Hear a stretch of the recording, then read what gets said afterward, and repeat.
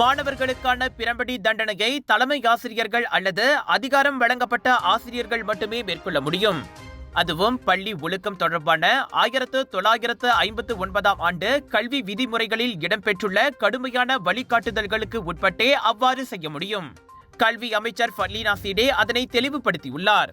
தவறு செய்யும் மாணவர்கள் மீது பிரம்படி உள்ளிட்ட உடல் ரீதியான நடவடிக்கைகளை எடுக்க பெற்றோர்களுக்கோ பொதுமக்களுக்கோ நடப்பு சட்ட விதிகளில் அதிகாரம் வழங்கப்படவில்லை என அவர் கூறினார்.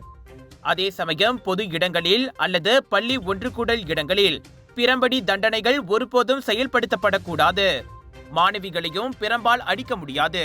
மாணவர்களை அடிக்க ஆசிரியர்களுக்கு இருக்கும் அதிகாரம் தொடர்பான சிறப்பு சுற்றறிக்கையில் அவை குறிப்பிடப்பட்டிருப்பதை ஃபர்லீனா சுட்டிக்காட்டினார். பகடிவதைக்கு ஆளான மாணவர்களின் பெற்றோர்கள் அல்லது குடும்ப உறுப்பினர்கள் பகடிவதை செய்த மாணவர்களை பள்ளியில் காலை ஒன்று கூடலில் பிரம்பால் அடிக்க அனுமதிக்க கல்வி அமைச்சு தயாராக உள்ளதா என மக்களவையில் கேட்கப்பட்ட கேள்விக்கு அமைச்சர் பதிலளித்தார். பரிகத்தான் நேஷனல் கூட்டணியை சேர்ந்த கிடா ஜெர்லோன் நாடாளுமன்ற உறுப்பினர் டாக்டர் அப்துல் கானி அமாட் அந்த கேள்வியை கேட்டிருந்தார்.